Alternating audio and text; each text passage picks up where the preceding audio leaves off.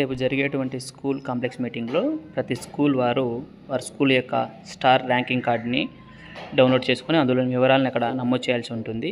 మన స్కూల్ యొక్క star rating కార్డ్ని ఎలా డౌన్లోడ్ చేసుకోవాలో ఈ వీడియోలో చెప్పడం జరుగుతుంది. దానికోసం మీరు స్క్రీన్ పైన కనిపిస్తున్నటువంటి csc.ap.gov.in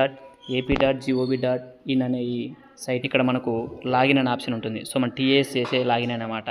ఆ లాగిన్లోకి వెళ్ళి క్లిక్ చేసిన బట్టి ఇక్కడ యూజర్ నేమ్ పాస్వర్డ్ అవుతుంది. ఇక్కడ యూజర్ నేమ్ పాస్వర్డ్ మన స్కూల్ యొక్క డైస్ కోడ్, దానికి సంబంధించిన పాస్వర్డ్ని క్యాప్స్గా ఎంటర్ చేసి సైన్ ఇన్ కావాలి.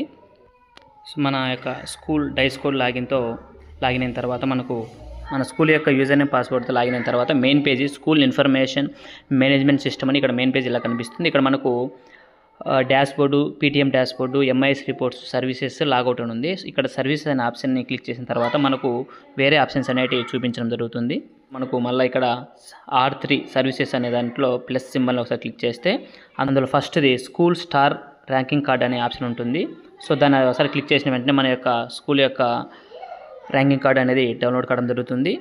సో ఇక్కడ ఆల్రెడీ డౌన్లోడ్ అయింది కాబట్టి నెక్స్ట్ ఇంకోసారి డౌన్లోడ్ కావాలని అడుగుతుంది.